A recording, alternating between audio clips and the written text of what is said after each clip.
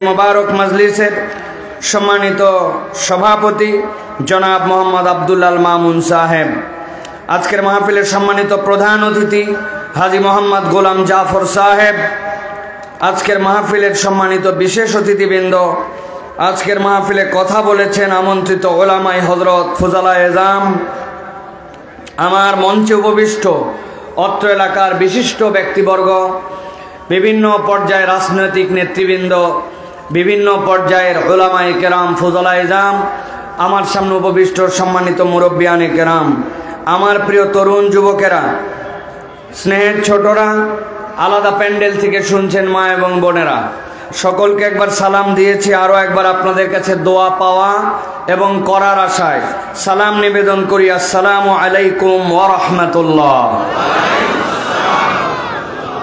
আমার সাভারের মুসলমানরা কেমন আছেন ভাই? সবাই ভালো আছেন আপনারা?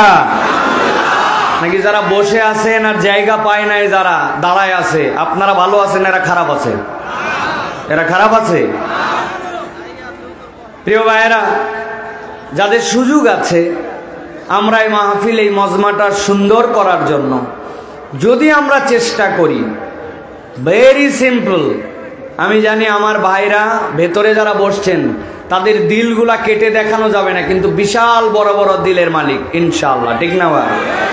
নবীজি বলছেন প্রকৃত ধনীকে, সাহাবায়ে কেরাম বলছেন ইয়া রাসূলুল্লাহ, যা টাকা পয়সা অর্থবিত্ত। নবী বললেন না, অনেক লোকের এরকম অর্থবিত্ত আছে কিন্তু তার অভাব জীবনে ফুরায় না, অভাবই তার স্বভাব। আছে না ভাই? চাই আরো চাই, চাই আরো চাই। আর অনেক লোক আছে যাদের টাকা পয়সার কামাই কম কিন্তু দিলটা এত বড় যে ও যদি সুযোগ থাকতো পুরা দুনিয়াও কেউ চাইলে দিয়ে দিত, দিলটা তার এরকম। সুতরাং নবী বলছেন অন্তরের অভাব যে মুক্ত সেই হচ্ছে প্রকৃত অভাব মুক্ত, ঠিক না? আমার ভিতরের ভাইদের অভাব মুক্ত অন্তর, আগে এসে বসছে, কষ্ট করে বসছে, কিন্তু আপনারা গেলে যে জায়গা দিবে না এরকম লেখা একটাও নাই। আপনারা শুধু জুতাটা খুলবেন, হাতে নেবেন, মারার জন্য না। জুতা হাতে নেবেন কেন?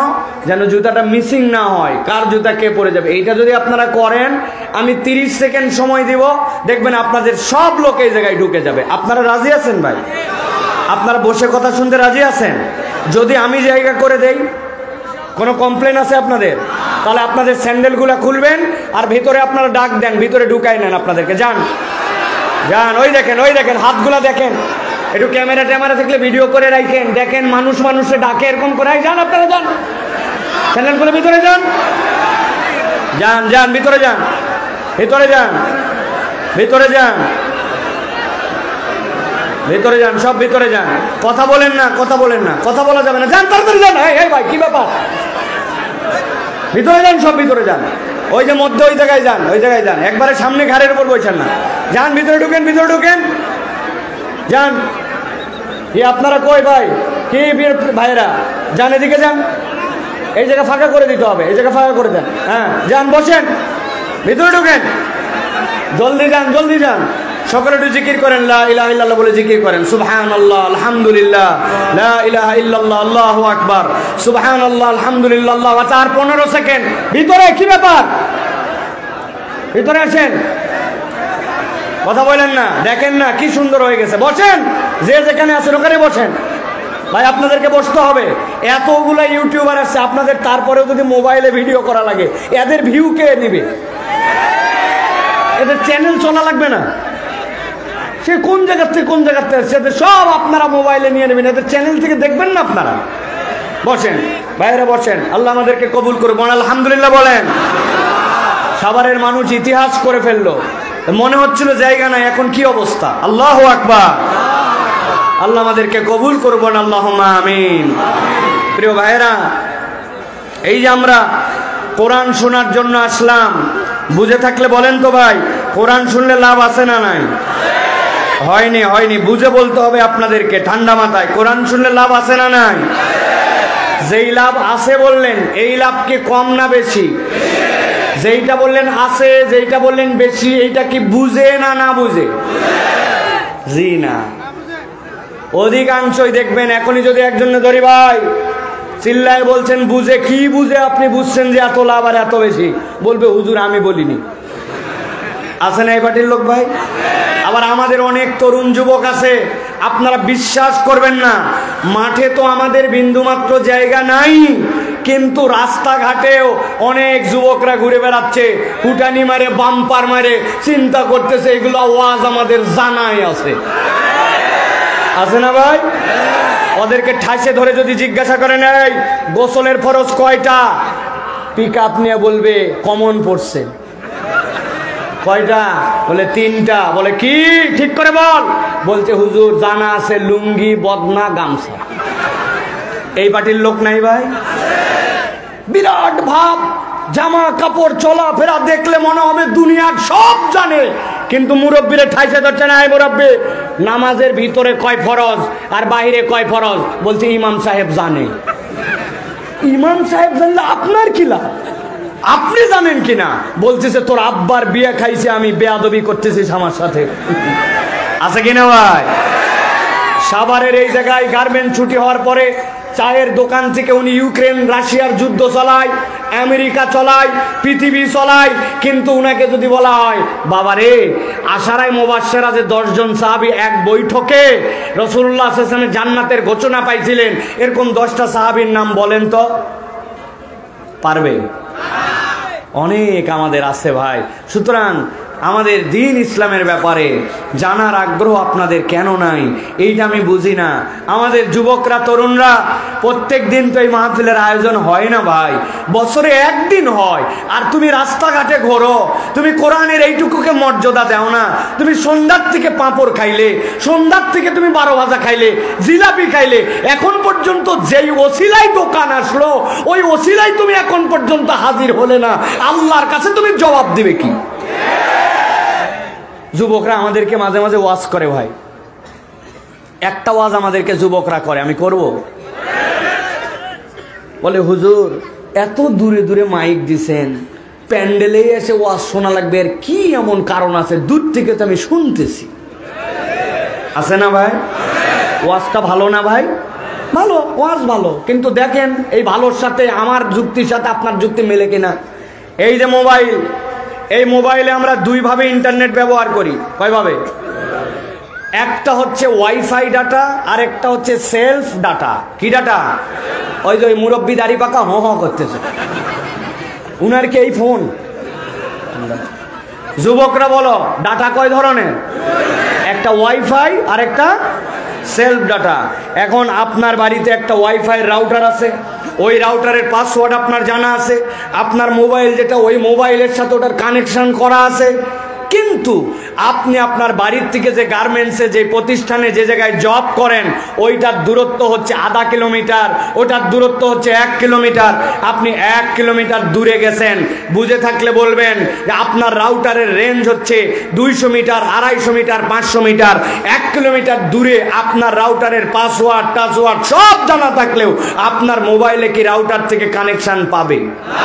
যারা বললেন না তাদেরগুলো পাবে? পাবে? প্রিয় ভাইয়েরা ভালো করে বোঝেন, আপনি ওয়াজ শোনেন, আপনি ইউটিউবে ওয়াজ শোনেন, আপনি দিনের কথা দূর থেকে শোনেন, সবগুলাই শুনতে পারেন, কিন্তু যখন যেখানে মজমা কায়েম হয়, মাজালিসুজ জিকির হয়, ওই মাহফিলের মজমাটুকু, ওই প্যান্ডেলটুকু, ওই এলাকাটুকু আল্লাহ রাব্বুল আলামিনের রহমতের ওয়াইফাই জোন। আল্লাহ একদল ফেরেশতা পাঠান, ওই ফেরেশতারা মজমায় যারা হাজির হয় আল্লাহর কাছে তাদের জন্য ক্ষমা চায়। অতএব আপনি যেরকম ওয়াইফাইয়ের নেটওয়ার্কের বাইরে থাকলে কানেকশন পাবেন না, ওয়াজ শুনতে পারেন, কিন্তু এইখানে না আসলে আল্লাহ রাব্বুল আলামিনের মাজালিসুজ জিকিরে সরাসরি শরীক হওয়ার এবং আল্লাহর ফেরেশতাদের দোয়া আপনার কপালে জুটবে না। কথা ক্লিয়ার? আর কোনোদিন বুঝানো লাগবে এটা না। কিন্তু প্রিয় ভাইরা, এই কোরআন শুনতে আসলে আমাদের জন্য কিছু লাভ আছে, ঠিক কিনা? কিন্তু আমরা জানি না। আজকে একটু জানার চেষ্টা করি, দেখেন তো আল্লাহ কি বলছেন।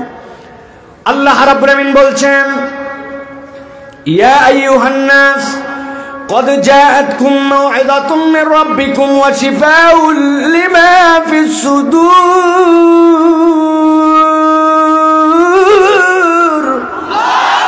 আমার রব্বুল আমিন বলছেন, ও আমার হাবিব, আপনি কিয়ামত পর্যন্ত মানুষের কাছে জানায় দেন, ইয়া আইয়ুহান নাস, দুনিয়ার যত মানুষ তোমাদের কাছে বলা হলো, কদ জাআতকুম মাউইযাতুম মির রাব্বিকুম, আল্লাহর পক্ষ থেকে তোমাদের কাছে একটা মাউইযা এসেছে, ওয়াজ এসেছে, আল্লাহর পক্ষ থেকে তোমাদের কাছে একটা প্রেসক্রিপশন এসেছে। আপনি যদি কখনো ডাক্তার দেখান, ডাক্তার দেখানোর সাথে সাথে আপনি দেখবেন ডাক্তারের প্রেসক্রিপশনে দুইটা ভাগ থাকে, বাম পাশে চিকন করে একটা রো করা থাকে আর ডান পাশে একটা ভাগ করা থাকে। বাম পাশের রোর মানেটা আপনি বোঝেন না, কিন্তু ডাক্তার আপনার রোগের বৃত্তান্ত শুনে শুনে সেখানে কি কি আপনার রোগ তার ইন্ডিকেশন করেছে, আর ডান পাশে আপনার জন্য যে প্রেসক্রিপশন করে দিয়েছে, খেয়াল করলে দেখবেন ওই প্রেসক্রিপশনের মধ্যে ঔষধের নাম, ঔষধের পাওয়ার, ঔষধটা দিনে কয়বার খাবেন আর ঔষধটা কতদিন পর্যন্ত আপনার চলবে, এইটা ওই ডান পাশে প্রেসক্রিপশনের মধ্যে লেখা থাকে, ঠিক কিনা? আমার আল্লাহ রাব্বুল আলামিন বলছেন, কদ জাআতকুম মাউইযাতুম মির রাব্বিকুম ওয়া শিফাউল লিমা ফিস সুদুরি ওয়া হুদাও ওয়া রাহমাতুল লিল মুমিনিন।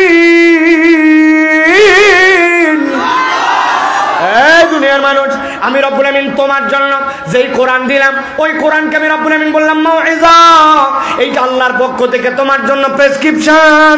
বান্দা, তোমার কতদিন পর্যন্ত এই কোরআনুল কারীমের পিছনে থেকে জান্নাত পর্যন্ত যাওয়ার জন্য কি কি পদ্ধতি লাগবে, আল্লাহ বলছেন কিয়ামত পর্যন্ত নাগত মানুষের জন্য আমি কোরআনের মধ্যে এটা দিয়েছি। 2 নম্বর আল্লাহ বলছেন, ওয়া মাউইযাতুম মির রাব্বিকুম ওয়া শিফাউল লিমা ফিস সুদুর।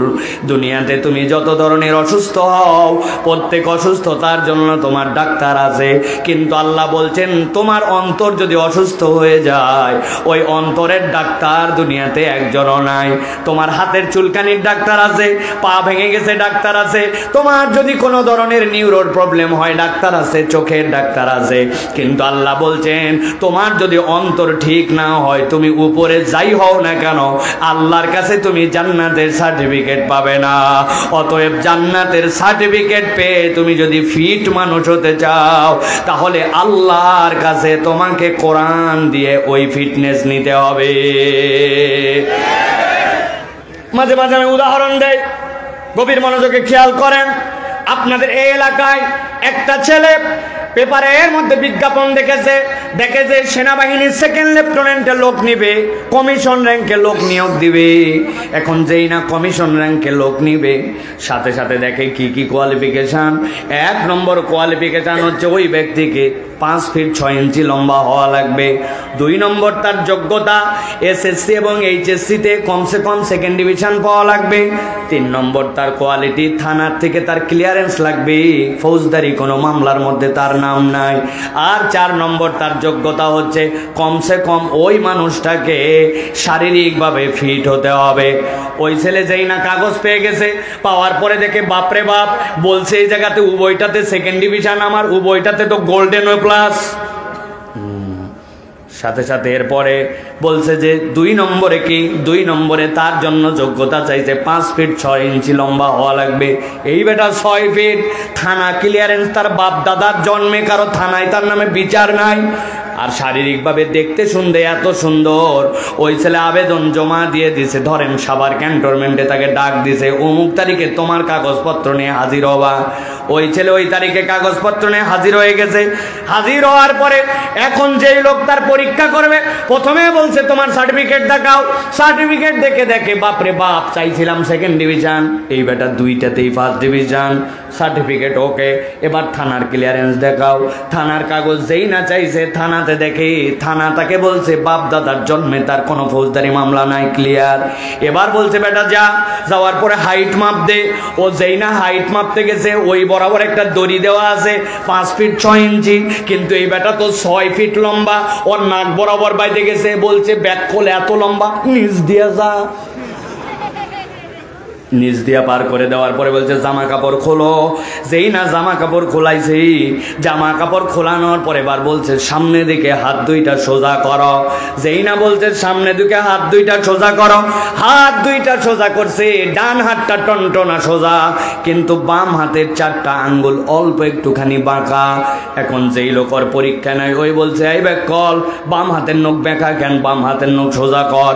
ও বলছে স্যার এর থেকে বেশি সোজা হয় না, জন্মের পরের থেকে আমার হাতের বাম হাতের 4টা আঙ্গুল একটু বেঁকা, তাছাড়া আমার পুরা শরীর ঠিক। বুঝে থাকলে বলেন আপনারা। বইটাতে ফার্স্ট ডিভিশন, 6 ফিট লম্বা, থানা ক্লিয়ারেন্স বরাবর। কিন্তু ওই ছেলেটার যদি বাম হাতের 4টা আঙ্গুল একটু বাঁকা হয়, সেনাবাহিনীতে কি ওই লোকটাকে ভর্তিতে নিবে? নিবে? আমার আল্লাহ রাব্বুল আলামিন বলছেন ভালো করে বোঝো, ইয়া আইয়ুহান নাস কদ জাআতকুম মাউইযাতুম মির রাব্বিকুম ওয়া শিফাউল লিমা ফিস সুদুরি ওয়া হুদাও ওয়া রাহমাতুল লিল মুমিনিন।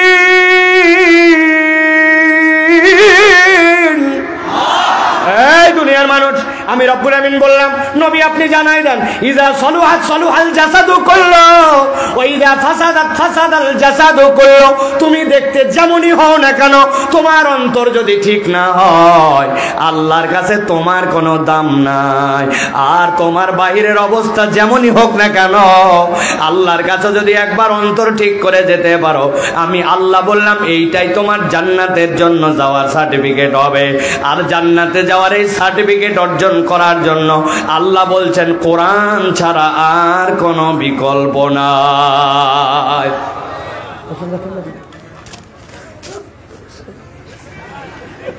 বসেন, আপনারা বোঝেন না কেন এইগুলা ভাই? এই ওয়াজটা সারা পৃথিবীতে যাবে। এখানে আসেন 30,000 লোক, 10, 20, 30,000, সারা পৃথিবীর লোক দেখবে হুজুরের পিছনে একটা পৃথিবী আগায় গেছে, একটা টেবিল ফ্যান দিতে পারে নাই, একটা চার্জার ফ্যান দিতে পারে নাই, হুজুরের পিছনে একজন বাতাস করতেছে। এটা কি আমাদের ইজ্জত না বেইজ্জত? আমি এটা বলি নাই কোনোদিন, আজকে সকল মিডিয়ার সামনে বললাম, সকল বক্তাদেরকে বলবো খবরদার আপনার পিছনে কাউরে বাতাস করতে দিবেন না। আপনার বাতাস লাগলে অন্তত পক্ষে আগে বলে দিবেন যে একটা টেবিল ফ্যান রাখেন। একজন বাতাস করে পুরা দুনিয়া দেখতেছে যে পুরা দুনিয়া আসমানে চলে গেছে, হুজুরের পিছনে এখন হাত দিয়ে বাতাস করা লাগে। সব কিছুর মধ্যে একটা পরিবেশনা আছে, ইসলামকে আমরা উপস্থাপন করছি। আমি অনেক স্টেজে এই কথা বলছি, ইদানিং আর বলি না, যে যেগুলো স্টেজে আমাদের সম্মানিত ব্যক্তিরা বসেন, অন্তত পক্ষে টাকনুর উপরে যেন কাপড়টা থাকে, অন্তত মুখে যেন দাড়ি থাকে। হাজার হাজার এখানে আলেম বসে আছে, আর আমরা এমন চেহারা নিয়ে বসে থাকি, বাহিরের মানুষ খারাপ মনে করে। চ্যাংরা প্যাংরা যেগুলো লিডার, এগুলো না হয় বাদ দিলে হয়, কিন্তু যেগুলো মুরব্বী হয়ে গেছেন, কবে দাড়ি রাখবে না? রাগ করেন না, রাগ করেন না, কথা বলে ঠিক ঠিক বলেন না, চুপ করেন, চুপ করেন। এগুলো আমাদের সৌন্দর্যের ইন্টারনাল কথা, এগুলো একটাও নেটে যাবে না, এরা কেটে ফেলবে। এটা আমাদের ইন্টারনাল কথা। তাহলে ভালো করে খেয়াল করেন, দুইটা জিনিস গেল। 1 নম্বরে হচ্ছে কোরআন আমাদের জন্য প্রেসক্রিপশন, মনে থাকবে। 2 নম্বরে বলেছি কোরআন আমাদের জন্য হৃদয়ের ডাক্তারি। আল্লাহ এরপরে বলতেছেন কোরআন আরো একটা কল্যাণ তোমাদের জন্য করে, ওয়াহুদাউ ওয়া রাহমাতুল লিল মুমিনিন। এই কোরআনটা হচ্ছে তোমার জন্য গাইডেন্স, কোরআনটা হচ্ছে তোমার জন্য হুদা। এখানে হুদা শব্দ শোনেন নাই, এরকম একজনও নাই, কিন্তু হুদা মানে কি হৃদয়ের মধ্যে আমরা ধারণ করি না। 2টা উদাহরণ দিব, সারা জীবন হৃদয়ের মধ্যে ঢুকায় রাখবেন। কোরআন আপনাকে কি করতে পারে আপনি তাহলে বুঝতে পারবেন। হুদার একটা অর্থ হচ্ছে হুদা আপনার জন্য আলো, হুদা আপনার জন্য নূর। কোরআন আপনার জন্য আল্লাহর পক্ষ থেকে একটা নূর। যারা এখানে বয়স্ক আছেন, মুরব্বী, অধিকাংশই তরুণ।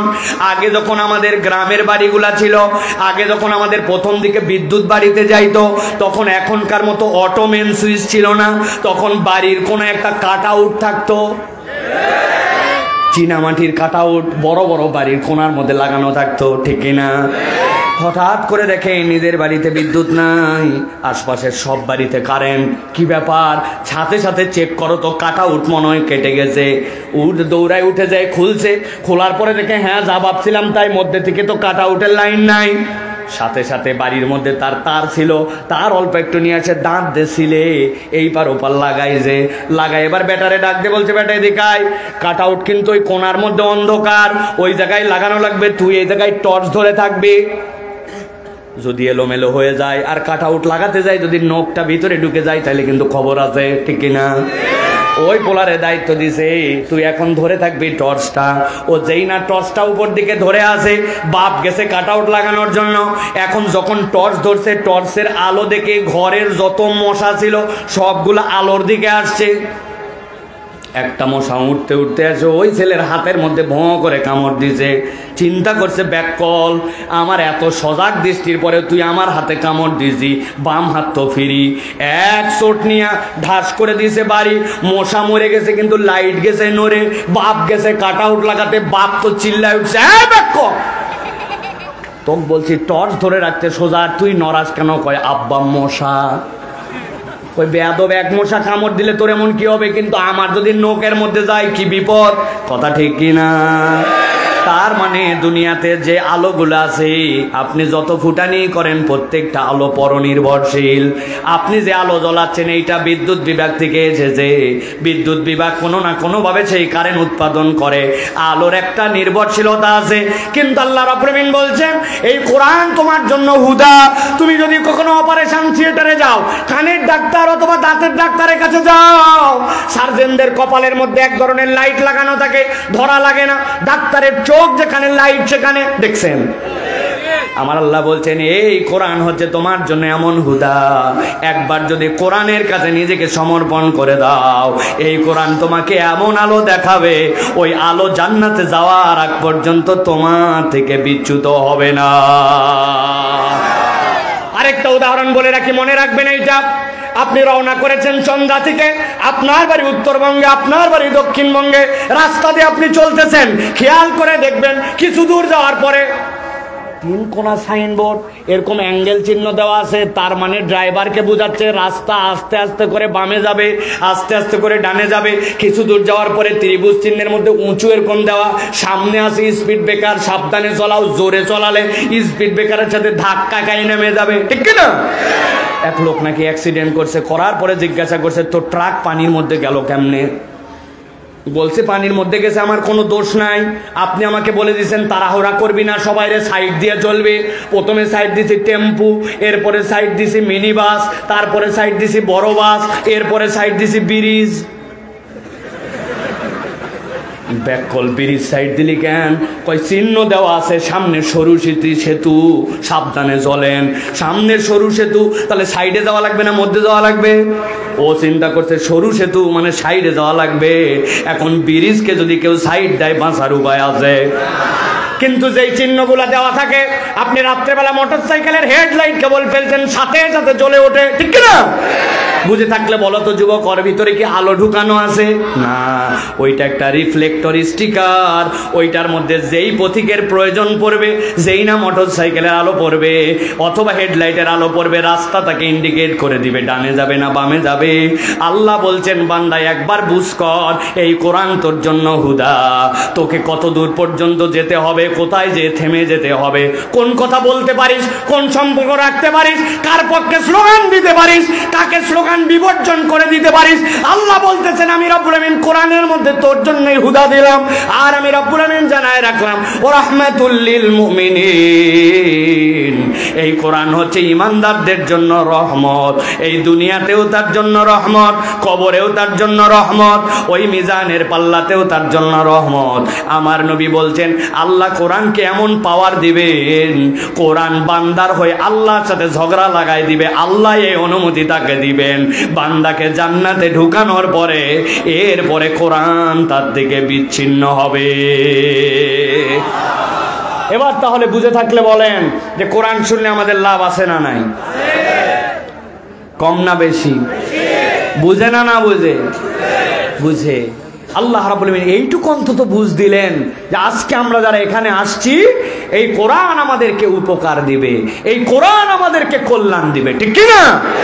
প্রিয় ভাইরা, আমি চাইলে যে আপনাদের কোরআন আপনাকে কি বেনিফিট দিবে এইটার উপরে আমি কমসে কম 1-1.5 ঘন্টা আলহামদুলিল্লাহ আমার প্রস্তুতি আছে, আমি আপনাদের কাছে বলতে পারি। কিন্তু আজকে এই দীর্ঘ সময় এই কথা আমরা বলবো না। আমরা ভিন্ন একটা প্রসঙ্গে নির্ধারিত সময়ে আমরা কোরআনুল কারীম থেকে কিছু কথা শুনতে চাই। আল্লাহ রাব্বুল আমিন যেন আমাদেরকে যে কথা শুনলে, যে কথা আমাদের হৃদয়ের মধ্যে আল্লাহর পক্ষ থেকে দিলে আমাদের দুনিয়া আখিরাতে কল্যাণ হয়, এরকম কথা যেন আল্লাহ আমাদেরকে বোঝার বলার তৌফিক দান করেন। রব্বুল আলামিন আমাদেরকে একটা পরিবেশ দিয়েছেন। কিছুদিন আগেও আমাদের মাঝে এরকম পরিবেশ ছিল না, ঠিক কিনা ভাই?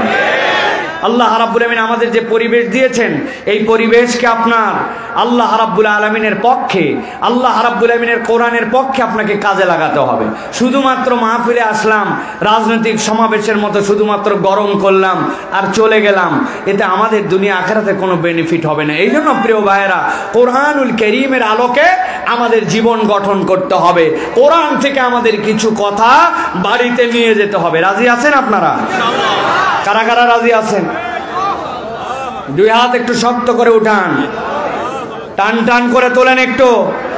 আমার যুবকরা, হাত কি সোজা হয়েছে ভাই? হয় নাই, হয় নাই। ডানে বামে দেখে সোজা করেন। আচ্ছা, আরেকটা চান্স দেই, সকলে হাত নামান, হাত নামান, একসাথে সকলে উঠাবেন হাত। আল্লাহু আকবার। তুলছেন সবাই? হ্যাঁ, হাত শক্ত করেন, সোজা করেন। এবার পিছন দিকে একটু টানা দেন, ডানে বামে একটু নড়াচড়া দেন, ডানে বামে নড়াচড়া দেন। এবার হাতটা এরকম করে ধরেন, এই যে এরকম করে ধরেন, ধরে এবার ডানে বামে তাকায় দেখেন কারা কারা হাতটা ধরতে পারে নাই। এগুলো চেহারা একটু চিনে নেন। মুরব্বী না হলে তাদেরকে একটু চিনে নেন, আর মুরব্বী হলে সব মা। হাত সোজা করছেন, পিছনে টান দেন, এবার দিছেন। এবার হাতটা এরকম করেন, এরকম এরকম, হ্যাঁ হাত এরকম করেন, করছেন না? মাশাআল্লাহ। এবার পিছনে নেন, পিছনে। এবার আবার একবার একসাথে হাত তোলেন, আল্লাহু আকবার। এবার ওয়াজ ছেড়ে চলে যাবো তুমি।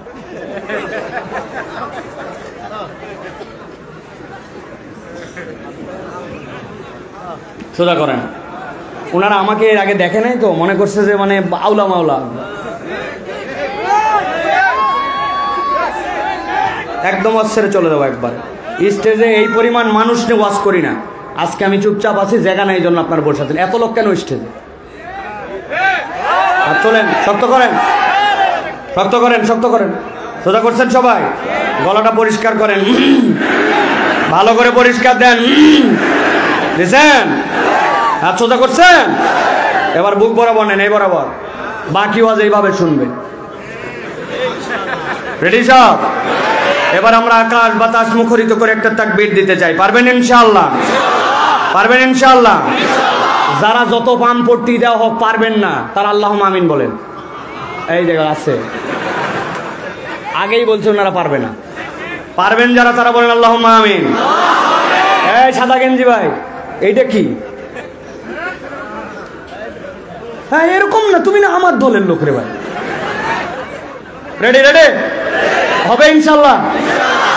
পারবেন ইনশাআল্লাহ? দেখে আমরা জানাতে চাই। আমি আস্তে করে দিব, আপনারা ফাটায় দেবেন ইনশাআল্লাহ। পারবেন ইনশাআল্লাহ? আমার না ফেব্রুয়ারি 28 তারিখ পর্যন্ত মাহফিল, আপনাদের তো আজকের পরে আবার কবে মাহফিল আল্লাহ জানে, ঠিক না ভাই? এই জন্য আজকে একটা হিম্মত করে গলা ফাটায় দিতে চাই। পারবেন ইনশাআল্লাহ? দেখে আমি আস্তে, আপনারা জোরে। রেডি সবাই? লিল্লাহি তাকবীর, লিল্লাহি তাকবীর, আল কোরআনের আলো, আল হাদিসের আলো, তোমার নেতা আমার নেতা, তোমার নেতা আমার নেতা, আলেম ওলামা যেখানে, লিল্লাহি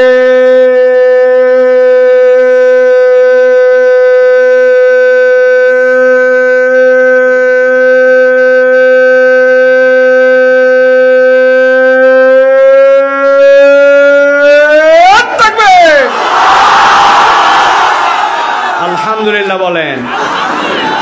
শয়তান আছে আর চন্দ্রাপার, ঠিক কিনা? কারণ আল্লাহু আকবারের স্লোগান শয়তান পছন্দ করে না। আল্লাহু আকবারের স্লোগান দিলে শয়তান হাওয়া মারতে মারতে বিদায় হয়। দুনিয়াতেও অনেকে আল্লাহু আকবারের স্লোগান পছন্দ করতে পারে না। সব দলের স্লোগানে আল্লাহু আকবার নাই। দুনিয়াতে আল্লাহু আকবারের স্লোগান পছন্দ করে না, ভালো করে জেনে রাখবেন এরা শয়তানের খালাতো মামাতো ভাই। আল্লাহু আকবারের স্লোগান কোনো দলীয় স্লোগান নয়, কোনো পার্টির স্লোগান নয়, কোনো গোষ্ঠীর স্লোগান নয়। আল্লাহু আকবারের স্লোগান ইমানদারের স্লোগান। ইমানদারের হৃদয়ে যতদিন পর্যন্ত ঈমান থাকবে, এই বাংলার জমিনে কিয়ামত পর্যন্ত আল্লাহু আকবারের স্লোগান চলতেই থাকবে, চলতেই থাকবে, চলতেই থাকবে।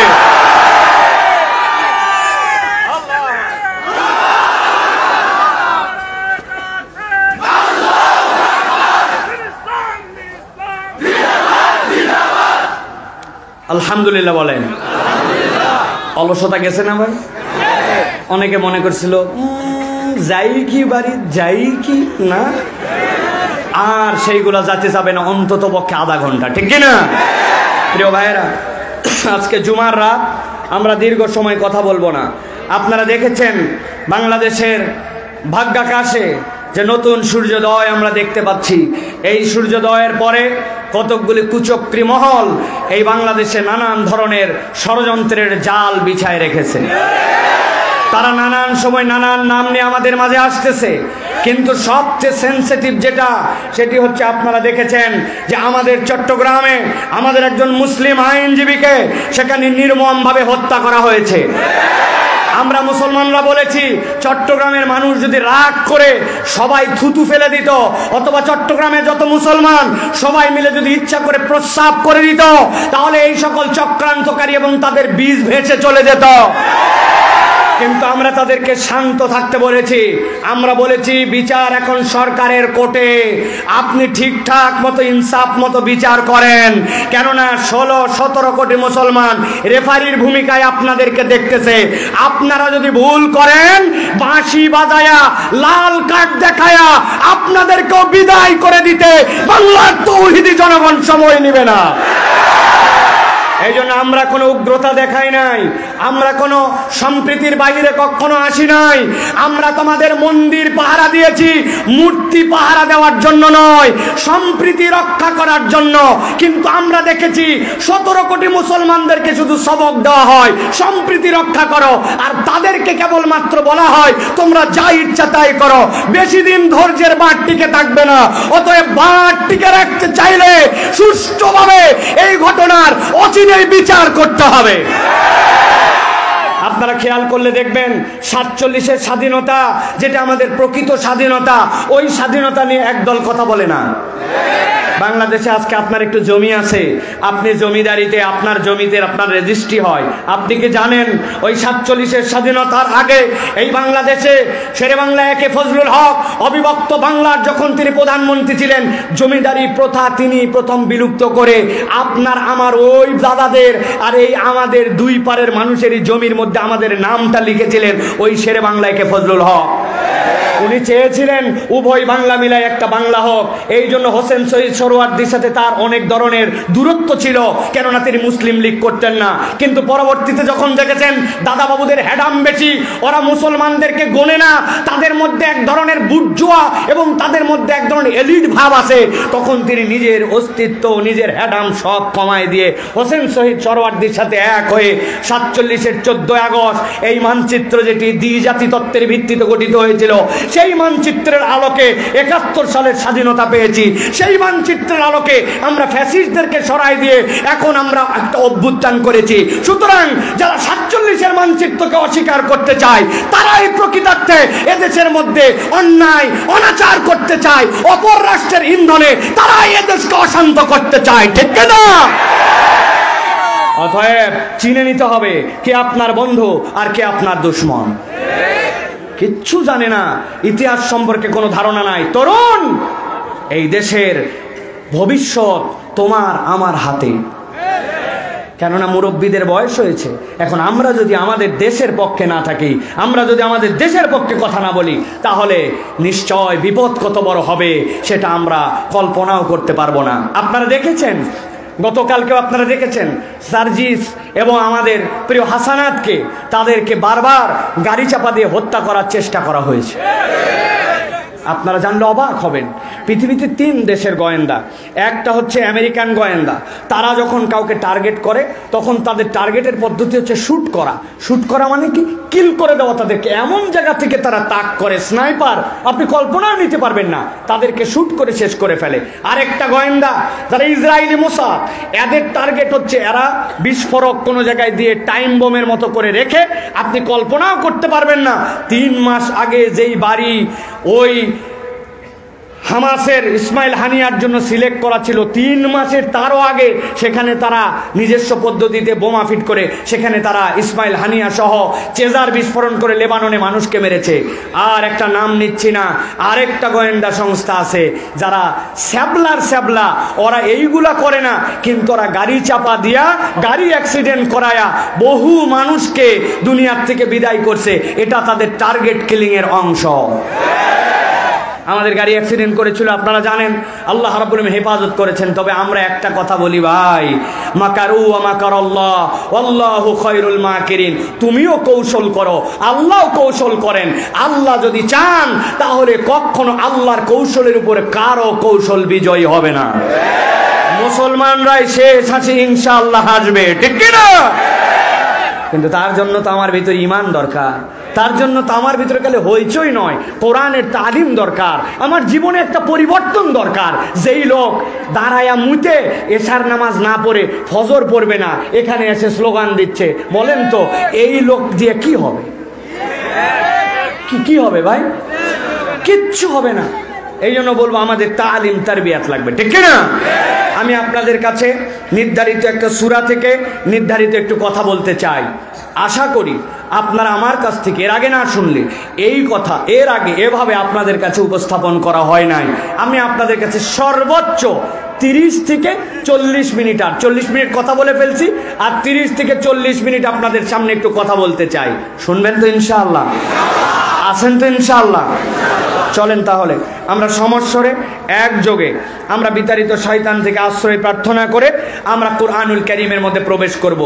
একটা জবানও বন্ধ থাকবে না, কাছে দূরে ঘরে বাড়িতে যেখানে মাইকের শব্দ যাচ্ছে সকলেই আমার সাথে একসাথে পড়েন, আউযু বিল্লাহি মিনাশ শাইতানির রাজীম, বিসমিল্লাহির রাহমানির রাহিম, ওয়াতলু আলাইহিম নাবা'আল্লাযী আতাইনাহু আয়াতিনা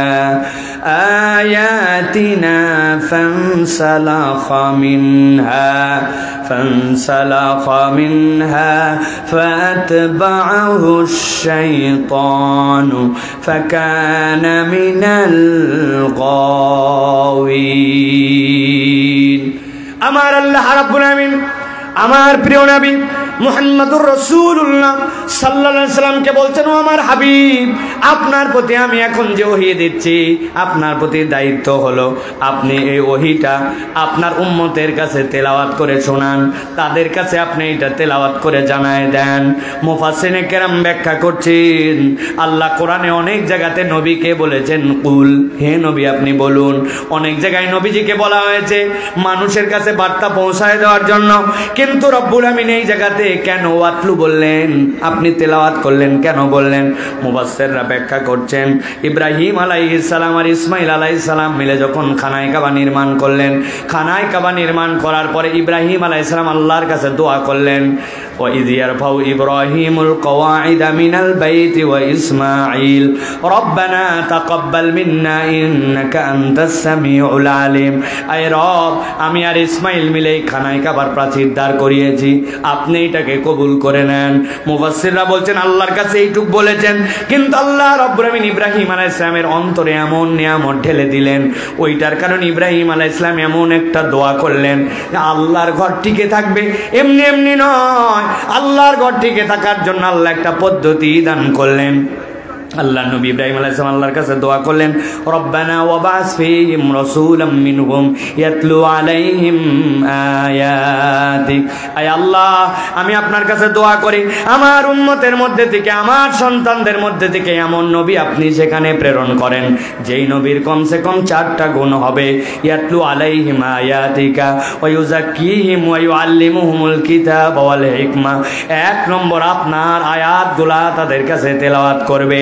আল্লাহর নবী সাল্লাল্লাহু আলাইহি ওয়াসাল্লাম বলছেন, আমার উম্মত জেনে রাখো, আমি মুহাম্মদ মুস্তাফা সাল্লাল্লাহু আলাইহি ওয়াসাল্লাম দুনিয়াতে এসেছি অনেক অনেক হাজার বছর আগে। আমার পিতা ইব্রাহিম আলাইহিস সালাম দোয়া করেছিলেন, আল্লাহ ইব্রাহিম আলাইহিস সালামের দোয়ার বদৌলতে দুনিয়ার বুকে আমাকে পয়গম্বর হিসাবে প্রেরণ করেছেন। আমি ইব্রাহিম আলাইহিস সালামের দোয়ার ফসল। সুবহানাল্লাহ।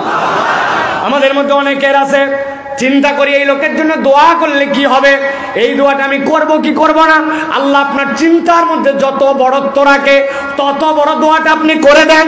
আজকে আপনার দোয়া হয়তো কবুল হয় নাই, আপনি দেখে যেতে পারেন নাই, কিন্তু আল্লাহ আপনার দোয়া কবুল করে আপনার 50 প্রজন্ম পরেও এমন হয়তো নিয়ামত দিবে, আপনি কিয়ামতের ময়দানে জান্নাতে যেয়ে বুঝতে পারবেন যে আপনার দোয়ার ফজলে আল্লাহ এই নিয়ামতটা অমুক বান্দাকে দিয়েছিল।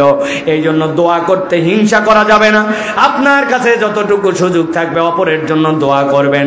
আল্লাহ রাব্বুল আমিন নবীকে বলছেন, গভীর মনোযোগ দেন, ওয়াতলু আলাইহিম, ও আমার হাবিব আপনি তাদের কাছে এই ঘটনাটা বলেন, নাবা আল্লাযী আতাইনাহু আয়াতিনা, আমি আল্লাহর পক্ষ থেকে তাদের কাছে আমার আয়াত দিয়েছিলাম। হযরত আব্দুল্লাহ ইবনে মাসউদ বলছেন, আল্লাহ রাব্বুল আমিন কোন ব্যক্তির কথা নবীকে এখানে বলতে বলেছেন জানো নাকি? তিনি বলছেন, মুসা আলাইহিস সালামের কওমে এক লোক ছিল, লোকের নাম ছিল বালাম ইবনে আবার। আল্লাহর নবীকে ওই লোকের কথা বলতে বলা হয়েছে। হযরত আব্দুল্লাহ ইবনে আমর বলছেন, না, এখানে উমাইয়া ইবনে আবি সালতের কথা বলতে বলা হয়েছে। ইমাম ইবনে কাসির রাহমাতুল্লাহি আলাইহি বলছেন, লোকের কথা যাকেই বলতে বলা হোক, কিন্তু আল্লাহ এই জায়গাতে এমন 4টা দোষের কথা বলেছেন যেই 4টার কথা কিয়ামত পর্যন্ত যেই মানুষের জীবনে লেগে যাবে, আল্লাহ মূলত তাদের দীক্ষা দেওয়ার জন্য আল্লাহ রাব্বুল আলামিন এই কথা উল্লেখ করেছেন।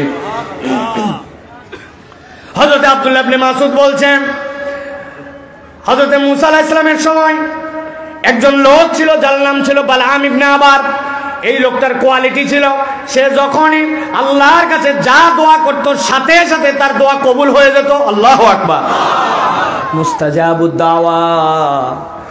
আমাদের কওমের মধ্যেও উম্মতে মুহাম্মাদের মধ্যেও আল্লাহর নবী বলেছেন এরকম অনেক মুস্তাজাবুদ দাওয়া আছে। ইমাম আহমদ ইবনে হাম্বল নিজে একটা ঘটনা বর্ণনা করেছেন। ইমাম আহমদ ইবনে হাম্বল বলেছেন, আমি হাদিস সংগ্রহ করার জন্য মিশরে গেলাম। যাওয়ার পরে এমন শীতের রাত, এশার নামাজ পড়ে আমি যেই না মসজিদের বারান্দায় অপেক্ষা করছি, আজকে তো হাদিসটা আমি নিতে পারি নাই, আগামীকালকে হাদিসটা সংগ্রহ করে তারপরে যাব। শীতের রাত্রে কনকনা শীত, চিন্তা করছেন মসজিদে কোন রকম রাতটা পার করে দেব। মসজিদের মধ্যে বসে আছেন, বসে বসে সকলের নামাজ পড়া যখন শেষ, মসজিদের মুয়াজ্জিন যখন দরজা লাগাইছে, লাগানোর সময় এসে বলতেছে, ও মুসাফির, এই মসজিদে মুসাফিরদের রাত্রে থাকার ব্যবস্থা নাই, আপনাকে মসজিদ থেকে বের হতে হবে। সে চিনে নাই যে এটা ইমাম ইবনে আহমদ ইবনে হাম্বল, দুনিয়ার শ্রেষ্ঠতম মুহাদ্দিসদের একজন। সে চিনতে না পেরে তাকে যেই না বের করে দিয়েছে। ইমাম আহমদ ইবনে হাম্বল দেখেছেন সামনে তাকায় একটা রুটির দোকান দেখা যায় যেখানে একটু আগুন জ্বলতেছে। আমি যাই তো অন্তত পক্ষে শীতের দিনে আগুনের তাপে আশপাশটা গরম থাকবে, ওইখানে যে একটু অপেক্ষা করি, রাতটা তো কোনো রকম পার করতে হবে। যেই না তিনি ওই দোকানে গেছেন, যাওয়ার পরে চুপচাপ বসে আছেন, তাকায় তাকায় দেখতেছেন রুটি বানাচ্ছে, বেলতেছে, সেঁকতেছে, পরিবেশন করছে একটা তরুণ যুবক। কিন্তু লক্ষ্য করে দেখেছেন ঘন্টাখানিক তার দিকে তাকায়া, যতক্ষণ ওই যুবক কাজ করে মুখ কোনো সময় বন্ধ থাকে না, মুখটা শুধু বিড় বিড় বিড় বিড় বিড় বিড় করতে থাকে।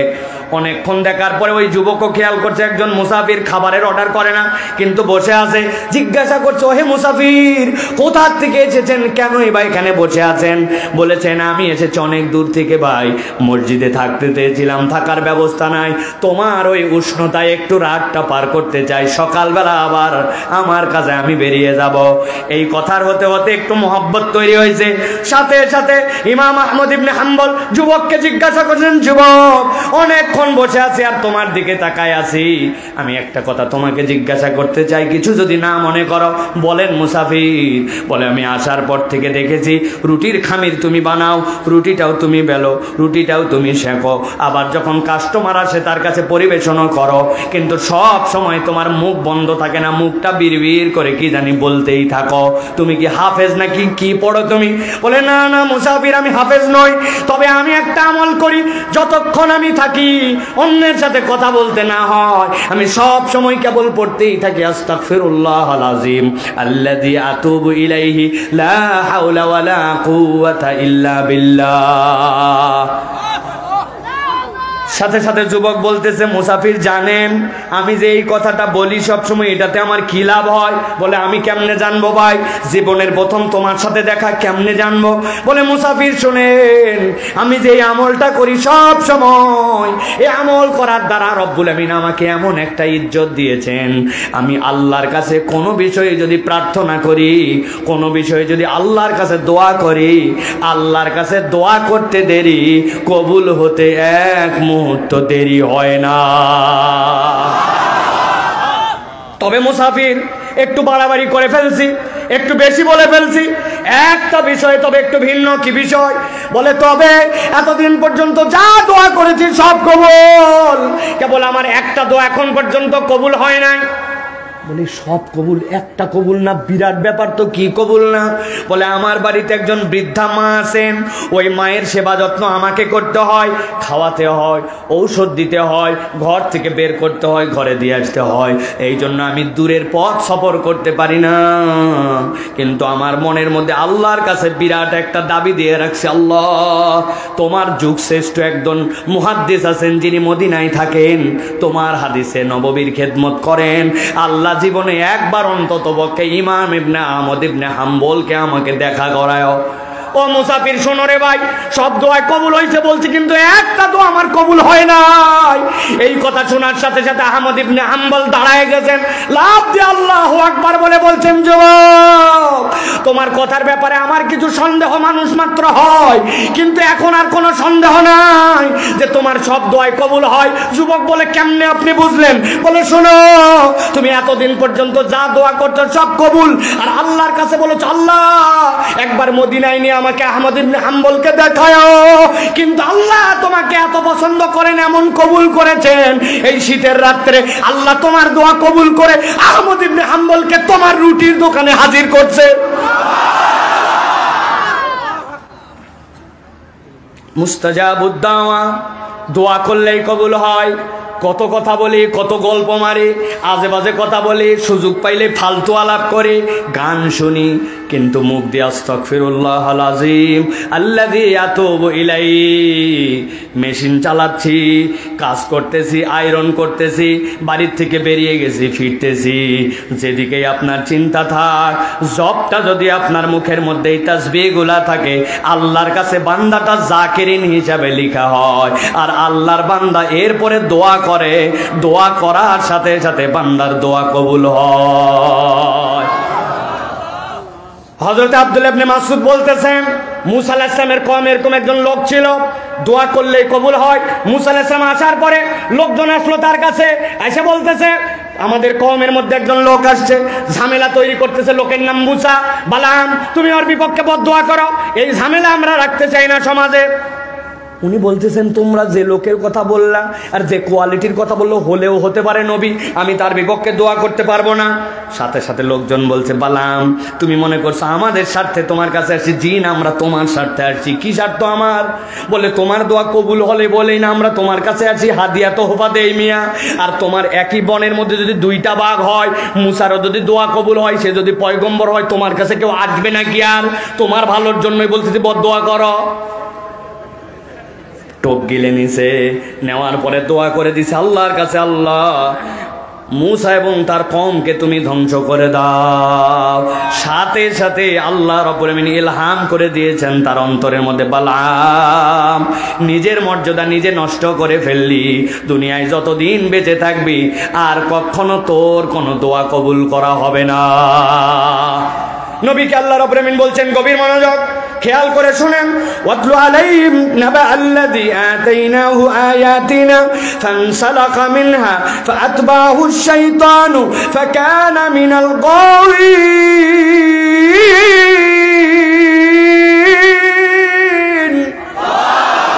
আল্লাহ বলছেন ওই লোকটা সাথে সাথে আল্লাহ রাব্বুল আমিনের বিধান, আল্লাহর আয়াত জেনে বুঝে আল্লাহর আয়াত থেকে নিজের মুখকে ফিরাই নিল, নিজের মুখকে অন্যদিকে করে নিল। জিজ্ঞাসা করব, ও আল্লাহর আয়াতকে জেনে অস্বীকার করলো না না জেনে? কথা বলেন। আল্লাহর দয়া সে চিনতো না? বোঝেন নাই? ভালো করে একটু উদাহরণ দেই। ফানসালাকা মানে কি? আল্লাহর আয়াত থেকে আপনি কিভাবে সরে গেলেন, আল্লাহর নিদর্শন থেকে সরে গেলেন। আপনি ঈদের সময় বাড়িতে যাচ্ছেন, বাসের মধ্যে উঠছেন, উঠার পরে এমন ভিড়ের ভিড় বাসের মধ্যে, রড ধরে দাঁড়ায় আছেন, ডাইনে নড়া যায় না, বামে নড়া যায় না, পিছনে নড়া যায় না, এমনকি অনেক সময় কোমর চুলকানোও যায় না, আছে কি না? আসরের ওয়াক্ত হয়ে গেছে, চিন্তা করতেছে না, হারে একটু যদি বাস দাঁড়াতো, একটু যদি ওযু করতে পারতাম, একটু যদি সিজদা দেওয়ার জায়গা পেতাম, আসরের নামাজ পড়তাম। কিন্তু নড়ারই সুযোগ নাই। এই করতে করতে করতে করতে আপনার আসরের ওয়াক্ত পার হয়ে গেছে। বুঝে সুঝে উত্তর দিবেন, আপনি যে আসরের নামাজটা বাদ দিলেন, এইটাকে আপনি ইচ্ছায় না অনিচ্ছায়? অনিচ্ছায়। আমার ইচ্ছা ছিল কিন্তু আমি পারি নাই। আর একটা ছেলে, আসরের আজান হয়েছে মসজিদে, উনি চায়ের স্টলে বসে আড্ডা মারে, মোবাইলে ডানে ঠেলে, বামে ঠেলে, উপরে ঠেলে, নিচে ঠেলে, বন্ধুর সাথে আড্ডাবাজি করে। একামতের শব্দ অনেক সময় মসজিদ থেকে চায়ের স্টলে শোনা যায়। ওই ছেলে তারপরেও নামাজে যায় না। এবার বুঝে থাকলে বলেন তো, এই যে নামাজটা বাদ দিল, ও কি ইচ্ছা করে নাকি অনিচ্ছা? হ্যাঁ, ভালো করে বোঝেন। আয়াতের তাফসীর বোঝানোর জন্য বলতেছি।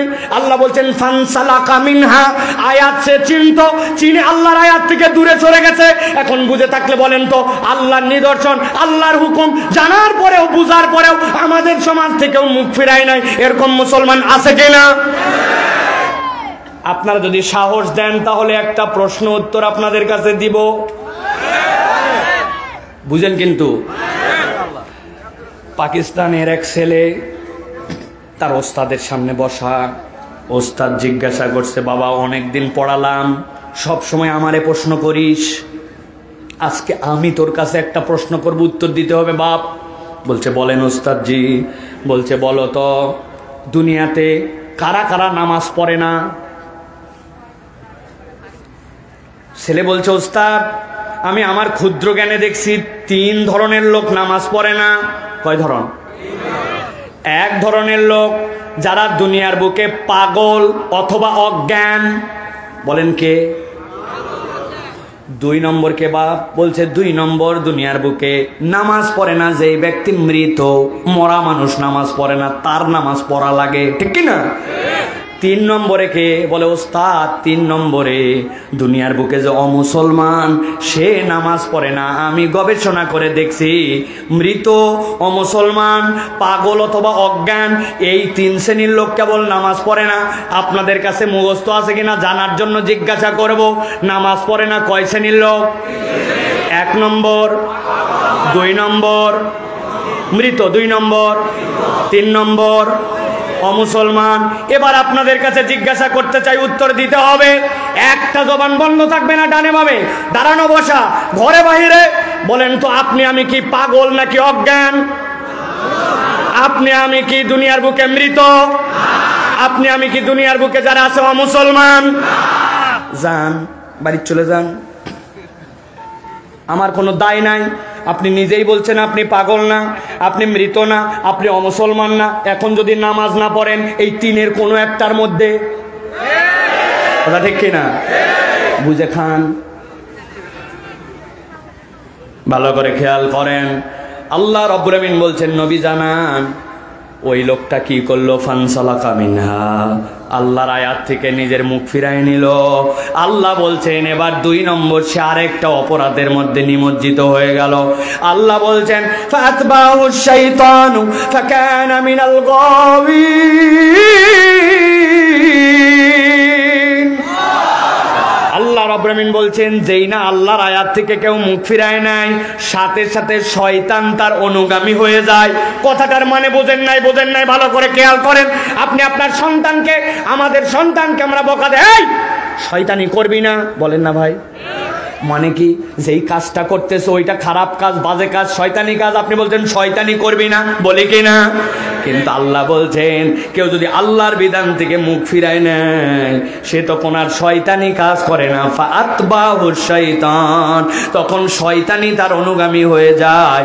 ফাকানা মিনাল গাওয়িন, যখন শয়তান কারো অনুগামী হয়, আল্লাহ বলছেন পথভ্রষ্ট হওয়া ছাড়া উপায় নাই। তাহলে এই আয়াতের মধ্যে আল্লাহ রাব্বুল আলামিন কয়টা অপরাধের কথা বলেছেন? দুইটা। কয়টা? জোরে বলেন মুখ দিয়ে, কয়টা? আপনারা তো কি রে ভাই, কাছে আছেন তো, কয়টা? দুইটা। এবার চলেন পরের আয়াতে, গভীর মনোযোগে খেয়াল করেন। আল্লাহ বলছেন, ওয়ালাউ শিনা লারাফানাহু বিহা ওয়ালাকিন্নাহু আখলাদা ইলাল আরদি ওয়াত্তাবা হাওয়া ফামাসালুহু কামাসালিল কালবি ইন তাহমিল আলাইহি ইয়ালহাস আও তাতরুকু ইয়ালহাস যালিকা মাসালুল কওমিল্লাযীনা কাযযাবু বিআয়াতিনা।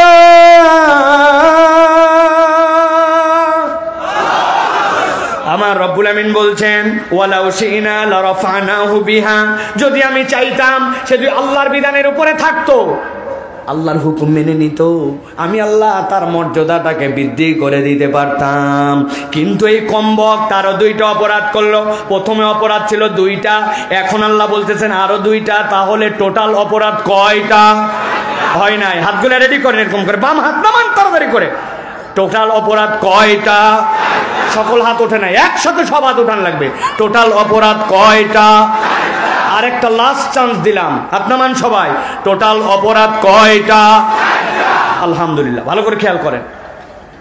আল্লাহ রাব্বুল আমিন বলছেন ৩ নম্বর অপরাধ, ওয়ালাকিন্নাহু আখলাদা ইলাল আরদ, ওই বেটা নিরেট দুনিয়াদার হয়ে গেল। তার স্বভাব চরিত্রটা সব সময় দুনিয়া আর দুনিয়া বানায় ফেলল। দুনিয়া ছাড়া আর কিচ্ছু বোঝে না, হালাল হারাম বাজ বিচার করে না। খুলদুন শব্দের অর্থ, দুনিয়াতে এমন কতগুলা প্রাণী আছে যারা সব সময় চার পায়া, সব সময় মাটির দিকে মুখ দিয়ে থাকে। চেনেন এরকম প্রাণী? গরু, ছাগল চেনেন? অনেক সময় ছাগল উপর দিকে পাতা খাওয়ার জন্য ওঠে, কিন্তু পাতা খাওয়ার জন্য 2 পা দিয়ে উঠলেও তার সব সময় মুখটা নিচের দিকে। আল্লাহ বলছেন দুনিয়াতে এমন কতকগুলা মানুষ আছে, যেই মানুষগুলো আখলাদা ইলাল আরদ, তারা এমন ভাবে দুনিয়াদার হয়ে গেছে, দুনিয়া ছাড়া আর কিছুই বোঝে না। উদাহরণ না দিলে বুঝবেন না। আপনি একটা দোকানদার, আপনার দোকানের মাল হালাল, কামাই হালাল, সব হালাল, কিন্তু আপনি এটাকে হারাম আর দুনিয়াদার বানান কেমনে? বলছে ভাই আপনার মতো চেনা লোক বলে কেনা দামে দিলাম, আছে না ভাই? কই আপনি আমার বনির কাস্টমার, সকাল 11টায় 50 নম্বর কাস্টমারকে বনি বলে। চেনা লোক জীবনে দেখেনি কেনা দাম বলে 500 টাকা।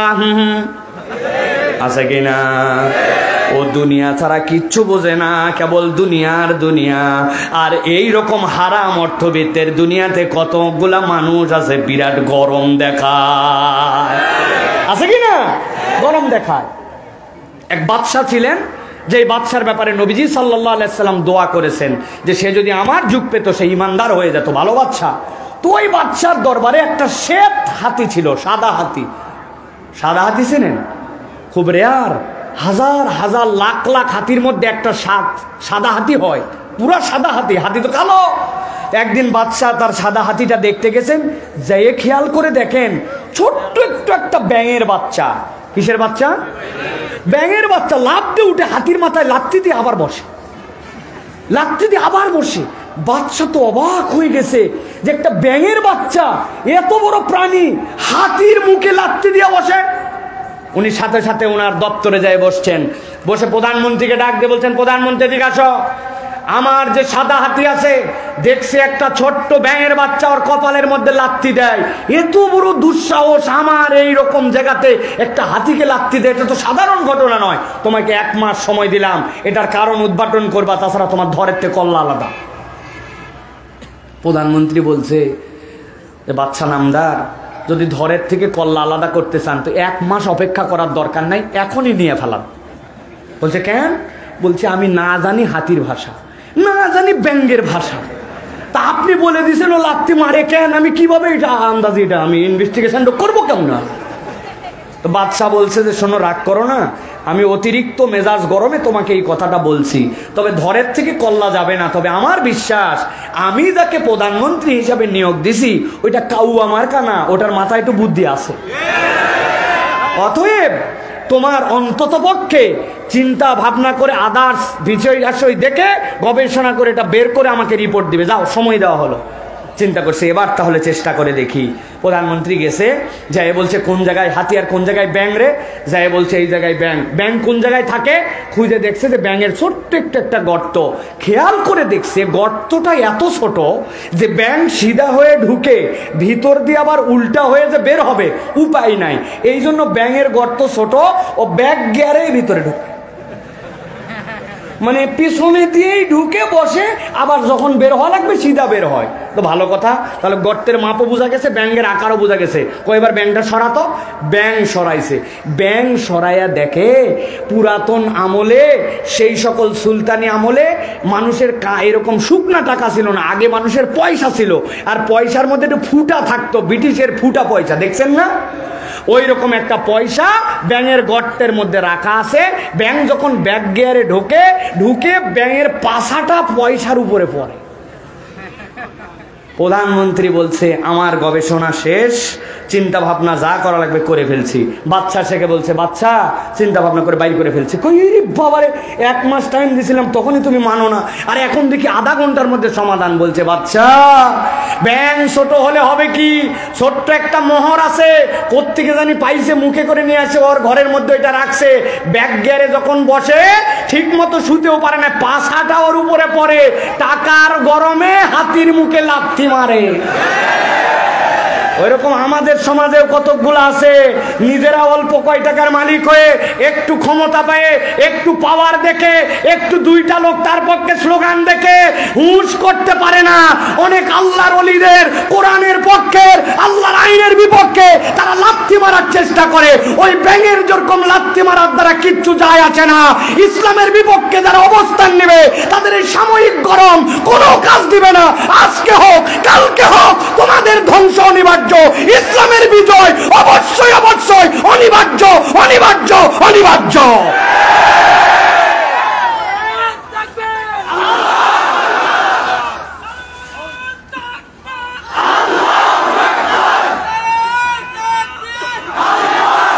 ভালো করে খেয়াল করেন, আল্লাহ রাব্বুল আমিন বলছেন অপরাধ নম্বর 3 তাহলে কি?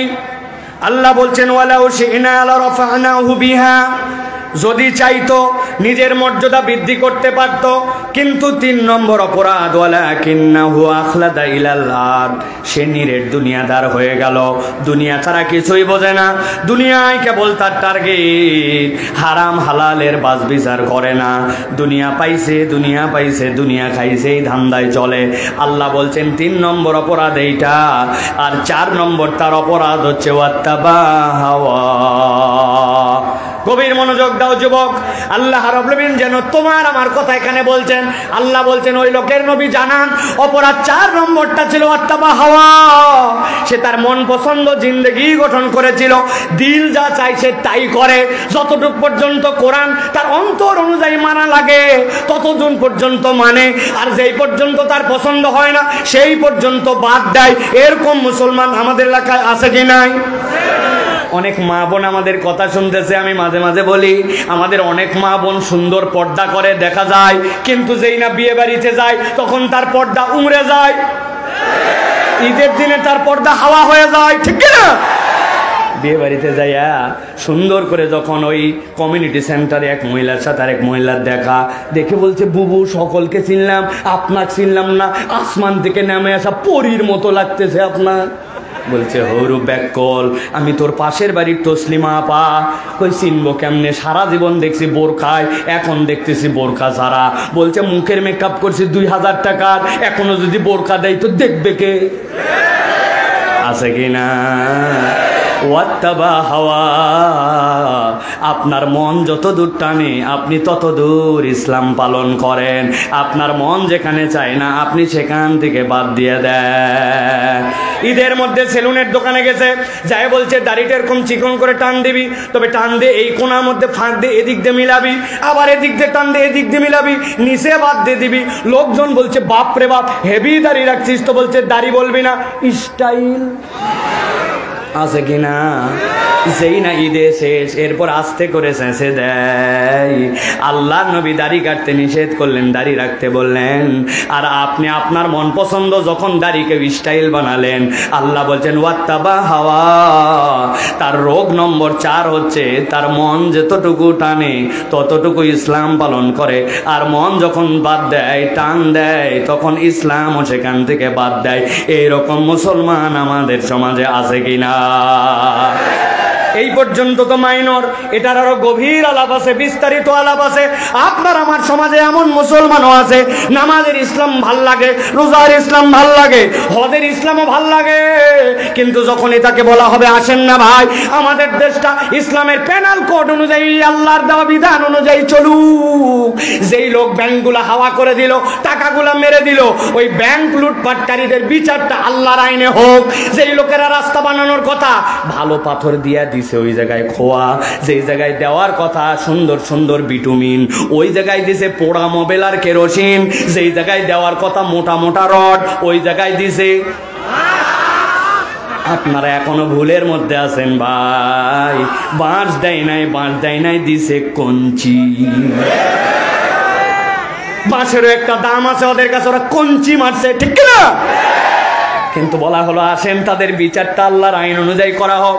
সাথে সাথে দাড়িওয়ালা টুপিওয়ালা উনিও তখন বলবে ওইগুলা 1450 বছর আগের মামলা, ওইগুলা এখন আমাদের সমাজে আসলে চলে না। এই কথা যদি বলে তাহলে ওই লোক আল্লাহর কাছে বেঈমান মুরতাদ হিসাবে কিয়ামতের দিনে উঠবে, ওর নামাজ রোজা হজ যাকাত কাজ দিবে না, ঠিক না? আপনাদের এলাকায় আছে কিনা? বহু এলাকায় এরকম মুসলমান আছে, ওয়াত্তাবা হাওয়া, অন্তর অনুযায়ী এত বড় দাড়ি, জুব্বা এত বড় বড়, আসরের নামাজের পরে পান খায়, খিলাল করতে করতে মহল্লায় ঢোকে। ভাই 1000 টাকা একটু হাওলাত দেওয়া যাবে? হাতে টাকা নাই, বলছে ছেলেটাকে ডাক্তার দেখানো লাগবে, বড় বিপদে আছি ভাই, 1000 টাকা দেওয়া যাবে? বললাম হাতে টাকা নাই। বলছে মুরব্বী আপনি ভুল বুঝছেন, আজকে মঙ্গলবার 1000 টাকা দিবেন, আগামী শুক্রবার আল্লাহ বাঁচালে 1250 টাকা রিটার্ন দিব। বলছে ব্যাক কলকাতাকার, মানুষের হাতের টাকা থাকে নাকি? বাড়ির চল, বাড়িতে নিয়ে চলে গেছে। বাড়িতে যাওয়ার পরে বলছে 1000 টাকা নে, তবে লাগলে আরো দেওয়া যাবে, তোর চাষি ওই ব্যবসা করে, তবে যা করবি তাড়াতাড়ি কর, ছোট দিনের বেলা মাগরিবের আজান হচ্ছে, আমি যাই কিন্তু জামাতে নামাজ ধরবো। আসরের নামাজ পড়ে আসি, দাদনে সুদে টাকা লাগায়া মাগরিবের নামাজ আবার জামাতে ধরতে যায়। দাড়ি টুপিওয়ালা এরকম মুসলমান নামদারি কতগুলা মুনাফিক আমাদের সমাজে আছে না? না, ভালো করে বুঝে নেন। আমার রব্বুল আমিন বলছেন ওয়াত্তাবা হাওয়া, আমি রব্বুল আমিন বললাম সে তার অন্তর যতটুকু চায় ততটুকু ইসলাম পালন করে, তাহলে অপরাধ হচ্ছে 4টা। 1 নম্বরে আল্লাহ বলতেছেন, আল্লাহ আয়াত দিলেন, আল্লাহ বুঝ দিলেন, কিন্তু বুঝে শুধু আল্লাহর বিধান থেকে মুখ ফিরায় নাই। আল্লাহ বলছেন মুখ থাকবে, মিথ্যা থাকবে না, ও মিথ্যা বাদ দেয় না। মুখ থাকবে, গালি থাকবে না, গালি বাদ দেয় না। মুখ থাকবে, গীবত থাকবে না, গীবত ছাড়া চলাফেরা করে না। আল্লাহ বলছেন 2 নম্বর অপরাধ ফাতবাউ শয়তান, শয়তান তার অনুসারী। 3 নম্বর অপরাধ দুনিয়াদার, নিরেট দুনিয়াদার, হালাল হারাম কিচ্ছু চেনে না, কেবলমাত্র দুনিয়া হাসিল করতে চায়। আর 4 নম্বরে মন পছন্দ জিন্দেগি গঠন করে। আল্লাহ বলছেন এবার নবী আপনি জানাই দেন ফামাসালুহু কামাসালিল কালব, এই লোক আর এই চরিত্র যাদের, আল্লাহ বলছেন আল্লাহর কাছে এরা হচ্ছে কুত্তার মতো। কার মতো? মুখ দিয়ে বলেন কার মতো? আরেকবার বলেন। আল্লাহ বলছেন ফামাসালুহু কামাসালিল কালব, আল্লাহ বলছেন এরা কুকুরের মতো। কার মতো? জিজ্ঞাসা থাকবে হুজুর নিশ্চয় কুত্তা বিরাট খারাপ প্রাণী না? বিরাট বড় বাজে প্রাণী, বিরাট বড় নাপাক প্রাণী, এই জন্য আল্লাহ কুত্তার মতো বলছেন জি না। অনেক মানুষের থেকে কুত্তা স্বভাব চরিত্রে কৃতজ্ঞ। আপনি ঠিক বললেও ঠিক, না বললেও ঠিক। আমি চা খেতে বসছি আমার মহল্লার দোকানে, আমার হাতে চা, চিন্তা করছি উপর থেকে ঝুলন্ত বিস্কুট একটা আছে, দেখি এনার্জি বিস্কুট, বললাম একটা বিস্কুট দাও। বিস্কুটের প্যাকেটের দাম 5 টাকা। কয় পিস থাকে? 3 পিস। আগেই বাদ দিছে 1 পিস, জানেন না আপনার আন্দাজে। প্যাকেট খুলছি, প্যাকেট খোলার পরে বিস্কুটটা বের করে চায়ের মধ্যে চুবাই খাওয়ার অভ্যাস। যেই না চায়ে চুবাইছি, সাথে সাথে এক লোক কোথার তো উদয় হয়ে যায়, আরে সাইফুল্লাহ ভাই এই মহল্লায় আপনি? আসসালামু আলাইকুম। অবাক হয়ে গেছে যে সাইফুল্লাহ ভাই রাস্তার পাশে দোকানে বসে চা খাচ্ছে, এই হুজুর আমার সিনা মোবাইলে থাকে, বাড়ায় গেছে। আমি বললাম ওয়ালাইকুম আসসালাম ভাই, এই মহল্লায় তো আমার বাড়ি। এই যে তার সাথে 5-7-10 সেকেন্ড গেছে, চায়ের মধ্যে যে টুবানো ছিল আমার বিস্কুট, উঠায় মুখে দিব, অ্যাক্সিডেন্ট। বিস্কুট দেখে নিচে পড়ে গেছে, বিস্কুট পরে কেবল গোড়াটুকু আমার হাতে, মনের দুঃখে মুখে দিছে ওইটুকু। আর এদিকে বিস্কুট যে পড়ছে, দূরে ছিল এক কুত্তা, কুত্তা কোথার থেকে জানো আসছে, আইসে সাথে সাথে বিস্কুট দেখে আমার পায়ের গোড়ায় 2-3 বার দিবা টান দিতেই নাই, ঘটনা শেষ। পরের দিন আবার চা খেতে আসছে ওই জায়গায়। যেই না চা খেতে বসছি, চা খেতে বসার পরে দেখি একটা কুকুর কোথা থেকে জানি লেজ ডাউন দিয়া মাথা নিচু করে এরকম করতে করতে আমার সামনে এরকম করে। আমি দোকানদারকে বললাম ভারী ডিস্টার্ব তো ভাই, আমি নামাজের নিয়তে বাড়াইছি, এখন কি না কোন জায়গার থেকে আইছে, গা ভেজা ভেজা লাগে দেখে, এটা আমাকে ডিস্টার্ব করে কেন? বলে হুজুর ডিস্টার্ব করে না, গতকালকে আপনি তারে যে বিস্কুট খাওয়াইছিলেন, ওই বিস্কুট খাওয়ানোর কৃতজ্ঞতা জানাতে আসছে। আমি বললাম কোথায় আমি গতকালকে বিস্কুট খাওয়াইছি? আমি তো বিস্কুট খাওয়াই নাই, আমার হাতের থেকে অনিচ্ছায় একটা বিস্কুট পড়ে গিয়েছিল, ওইটা চেটে চেটে খাইছে। আর ওইটার কৃতজ্ঞতা জানানোর জন্য পরের দিনও মাথা নিচু করে লেজ নিচু করে নড়াচড়া করে। আর দুনিয়ায় এমন কতকগুলা মানুষ আছে, আপনি তার বিপদের সময় উপকার করছেন, সাধ্যমতো হাওলাত দিয়েছেন, আপনি তার বিপদে আপদে বন্ধু ভাবছেন, কিন্তু সুযোগ পাইলে কৃতজ্ঞতা তো দূরের কথা, সুযোগ পাইলেই উল্টা আপনাকে আমাকে বাঁশ দেয়। আছে কি না? আমার আল্লাহ রাব্বুল আমিন বলছেন, গভীর মনোযোগ দেন। তাহলে আল্লাহ কুত্তার কথা কেন বললেন? আল্লাহ বলছেন ফামাসালুহু কামাসালিল কালব ইন তাহমিল আলাইহি ইয়ালহাস আও তাতরুকুহু ইয়ালহাস যালিকা মাসালুল কওমিল্লাযীনা কাযযাবু বিআয়াতিনা ফাকসুসিল কসাস লাআল্লাহুম ইয়াতাফাক্কারুন। আমার রব্বুল আমিন বলছেন কুকুরের উদাহরণ এমনি এমনি দেই না। হে নবী আপনার উম্মতকে জানান, ইন তাহমিল আলাইহি আলহাস, কুকুরের পিঠে কেউ বোঝা চাপায় না, কিন্তু যদি বোঝা দেওয়া হয় তাও কুকুর হাঁপায়। আল্লাহ বলতেছেন আর যদি তাকে বোঝা না দেওয়া হয় তাও কুকুর হাঁপায়। লাহাস শব্দের অর্থ আরবিতে পিপাসার্ত হওয়ার পরে, কাতর হওয়ার পরে জিহ্বা বের করে কুকুর যখন যেই মুখটা করে ওইটার নাম হচ্ছে লাহাস।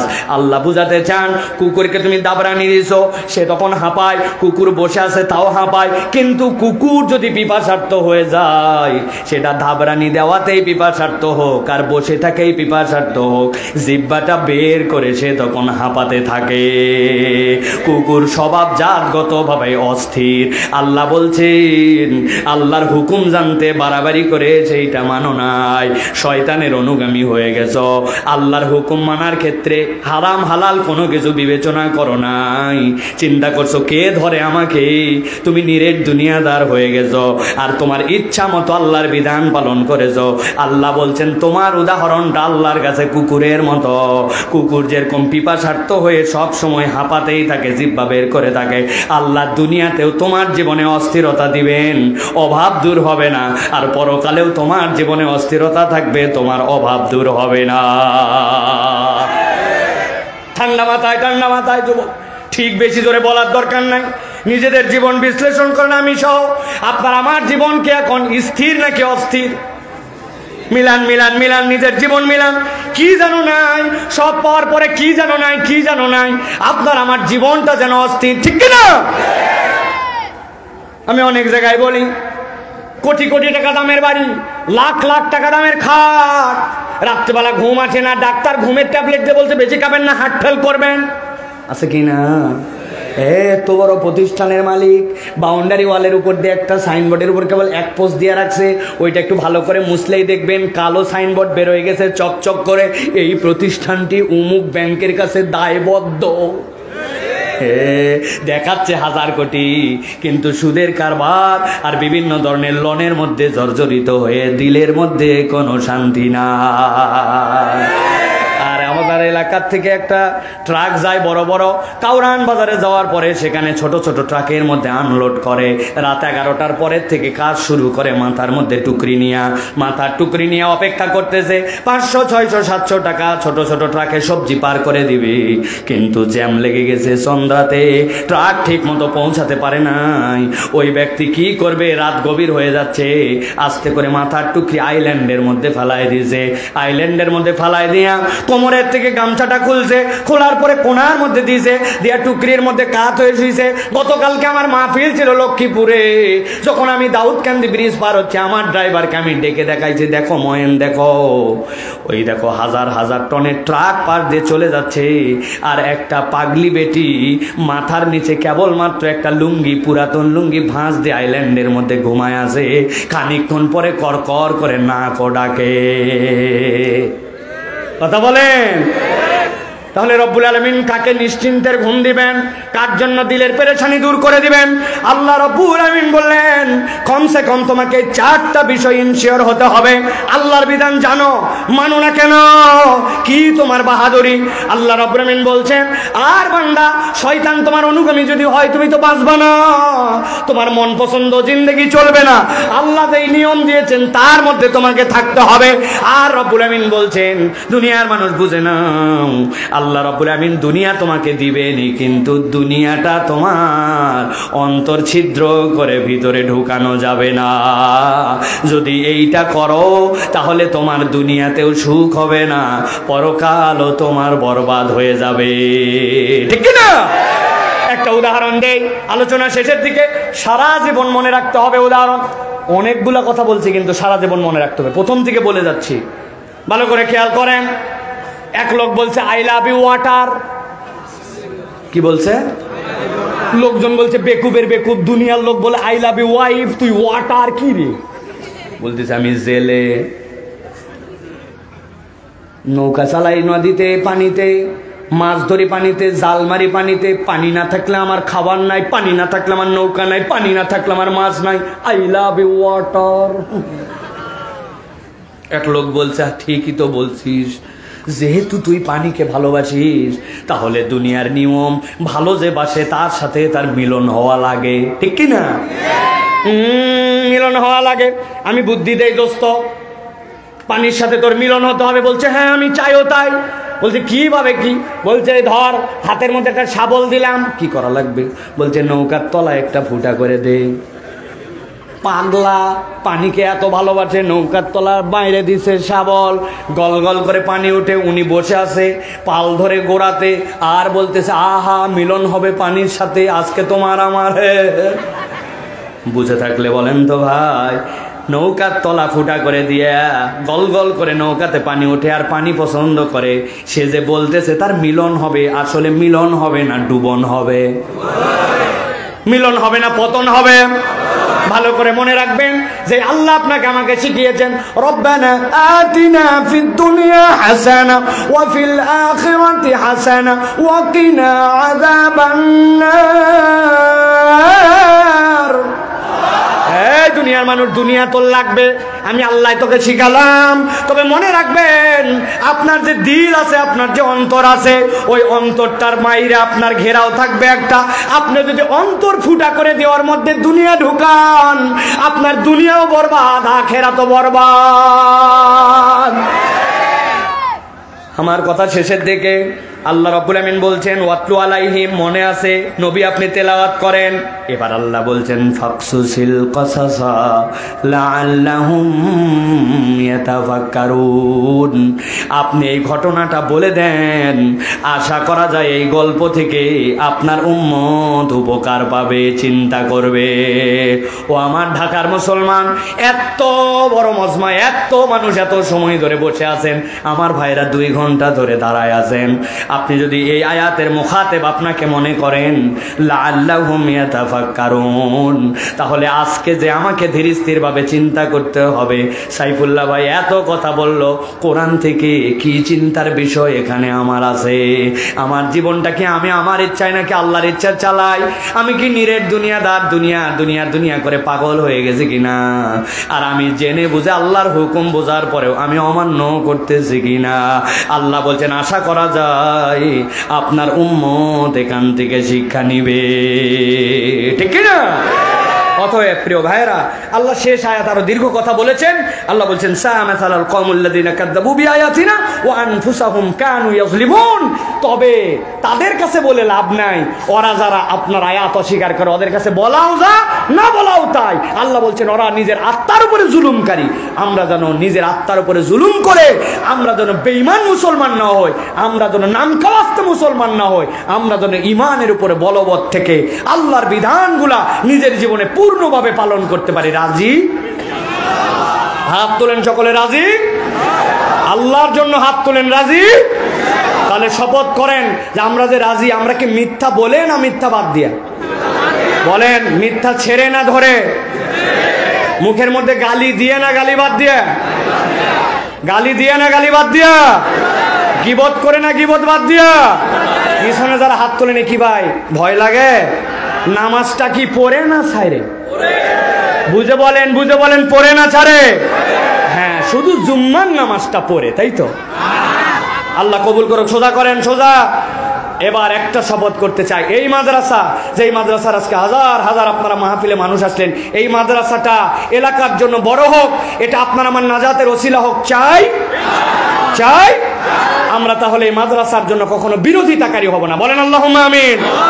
হাতটা আরেকবার কষ্ট দিব, লাস্ট কষ্ট, এই শেষ। হাত টান করে সোজা করবেন। আল্লাহ আমাদের সকল হাতগুলো তুমি কবুল করে নাও।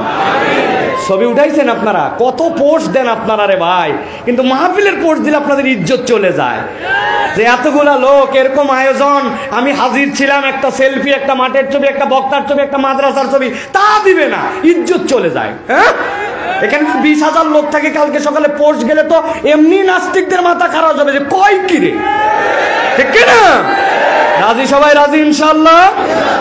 আল্লাহ কবুল করুক। হাত নামান। প্রিয় ভাইরা, আমাদের ছেলেরা এখন আপনাদের কাছে একটু যাবে, আর আমাদের একটা ভাই আজকে আপনাদের এখানে শাহাদা পড়ে মুসলমান হবে।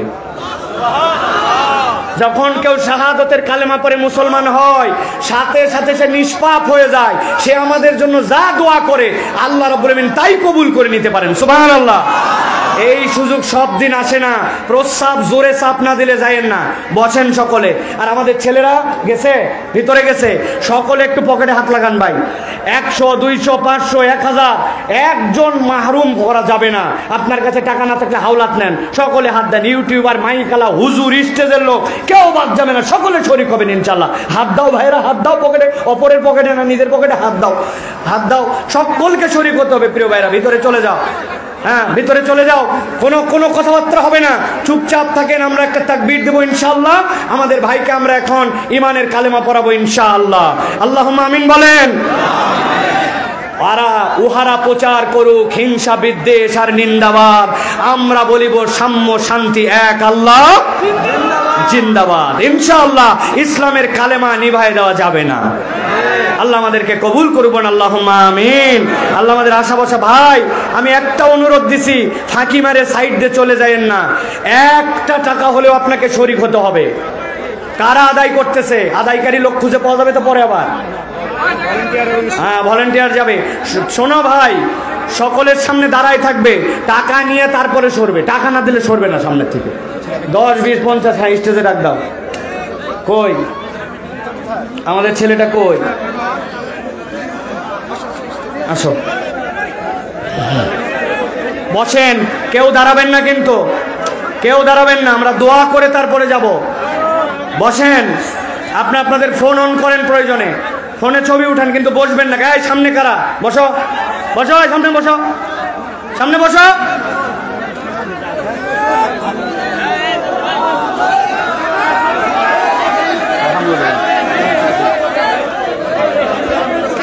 আপনারা বসেন, এই মাইকটা দিতে বলো। পিছাও পিছাও, এগুলো একটু পিছায় দেন। বসেন, স্টেজে সবাই বসেন। বসো, ভালো বসো, ভালো বসো, বসেন ভাই, বসেন, চলে যান। একটু বড় ভাই, একটু সাইড। আলহামদুলিল্লাহ, আলহামদুলিল্লাহ, আমাদের ভাই আজকে আলহামদুলিল্লাহ তার নোটারি, তার কাগজপত্র সব আমরা চেক করে দেখেছি।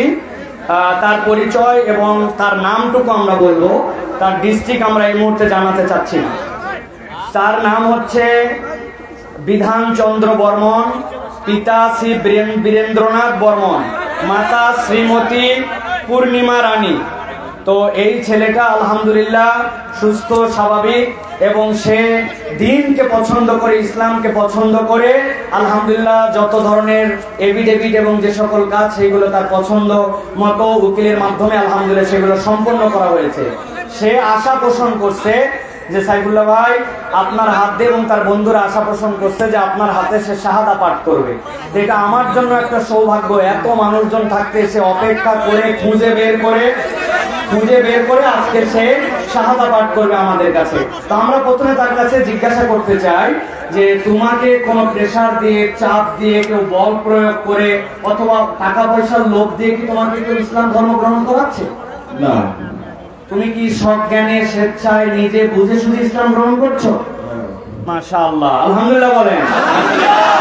আলহামদুলিল্লাহ, আমাদের ভাইকে এখন আমরা তার শাহাদা পাঠ করাবো। সে আমাদের সাথে শাহাদা পাঠ করবে। এরপরে সে তার নামও পছন্দ করেছে। তুমি তোমার নাম কি পছন্দ করছো বলো? আবু বকর সিদ্দিক। ইসলামের প্রথম খলিফা, নবীজির প্রধান সহচর আবু বকর সিদ্দিক রাদিয়াল্লাহু তাআলা এই নাম সে পছন্দ করছে। মাশাআল্লাহ। আমরা তাকে এখন যা বলবো তুমি সেটা পড়বা আমাদের সাথে। বলো আশহাদু আল্লাহ ইলাহা ইল্লাল্লাহু ওয়াহদাহু লা শারীকা লাহু ওয়া আশহাদু আন্না মুহাম্মাদান আবদুহু ওয়া রাসূলুহু।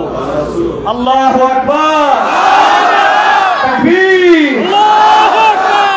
বলো আমি সাক্ষ্য দিচ্ছি আল্লাহ ছাড়া কোন ইলাহ নাই, মালিক নাই, খালিক নাই, রব নাই। আমি আরো সাক্ষ্য দিচ্ছি মুহাম্মদ সাল্লাল্লাহু আলাইহি সাল্লাম তার বান্দা এবং রাসূল। আল্লাহু আকবার। আল্লাহ রাব্বুল আমিন তাকে এখন নিষ্পাপ, অতীতের সব গুনাহ আল্লাহ তার মাফ করে দিয়েছে। তুমি আমাদের সকলের জন্য দোয়া করো, আল্লাহ আমার সকল ভাইকে গুনাহ খাতা মাফ করে যেন আমাদেরকে জান্নাতের পথে কবুল করেন। বলো আমিন, আল্লাহুম্মা আমিন, আল্লাহুম্মা আমিন। মাশাআল্লাহ। এখন আমরা ইনশাআল্লাহ আমাদের এই আবু বকরের জন্য আমাদের অনেক দায়িত্ব আছে। আমরা আবু বকরকে অন্যান্য মুসলিমের মতো ভিক্ষুক মুসলিম বানাবো না। আমরা আমাদের মাদ্রাসার হুজুরকে দায়িত্ব দিব যে আমাদের মাদ্রাসায় এবং আমাদের স্থানীয় ভাই আছেন, এই যে ভাই, তার সাথে আমার কথা হয়েছে, তার জন্য একটা চাকরির ব্যবস্থা গার্মেন্টসে ভাই করে দিবেন। যেহেতু তার যে গার্মেন্টসে চাকরি করতো সেখানে তার চাকরি নাই, আর হুজুর তার মাদ্রাসায় তাকে রেখে কোরআন শিক্ষা দেওয়া, সূরা কেরাত মুখস্থ করানো, এইগুলার দায়িত্ব আমাদের মাদ্রাসা নেবে। রাজি আছেন ইনশাআল্লাহ? আলহামদুলিল্লাহ। আল্লাহ যেন কবুল করেন, বলেন আল্লাহুম্মা আমিন। আল্লাহ আবু বকরকে যেন কবুল করেন। আল্লাহ রাব্বুল আমিন তাকে দ্বীনের উপরে অটল অবিচল রাখেন। আমরা সকলে তার জন্য দোয়া করি। আল্লাহ জি মাশাআল্লাহ। দেখেন আল্লাহর বান্দা চলে আসছে, তার অফিসিয়ালি চাকরি ভাই দিয়ে দিবেন। আলহামদুলিল্লাহ বলেন। আল্লাহ কবুল করুন, আল্লাহুম্মা আমিন। আপনারা কি দান করে চলে যাচ্ছেন না করে? ছেলেরা গেছে আলহামদুলিল্লাহ। একটা ছেলে পাগড়ি দেওয়া বাকি আছে। সূরা ফাতিহা পড়বেন এই ফাঁকে একবার, সূরা ইখলাস পড়বেন 3 বার, দরুদ শরীফ পড়বেন সকলে পড়েন। এই যে তোমার ছেলেটার নাম ইমরান, তার বাবার নাম ইসমাইল। নাম সব ঘোষণা করা হয়েছে। এটা আমার বাবা। হ্যাঁ, হুজুরের সাথে যোগাযোগ করে। আচ্ছা আচ্ছা আচ্ছা।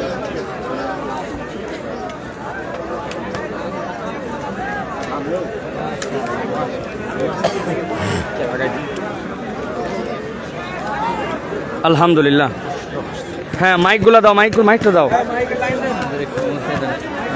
আল্লাহুম্মা বারিক। কয়েকটা প্রশ্ন আসছে, আমরা সংক্ষিপ্তভাবে সংক্ষিপ্ত সময়ে আমরা উত্তর দিয়ে দিব। মেহরবানি করে আমরা আজকে থাক, আজকে মজমা এলোমেলো হয়ে গেছে, থাক আজকে এই প্রশ্ন ইনশাল্লাহ।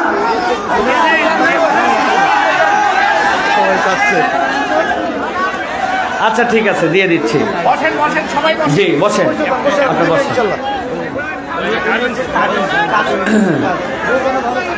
একজন প্রশ্ন করেছেন, নিজের সন্তানকে বাবা অথবা নিজের কন্যাকে মা বলে স্নেহ করে ডাকা যাবে কিনা?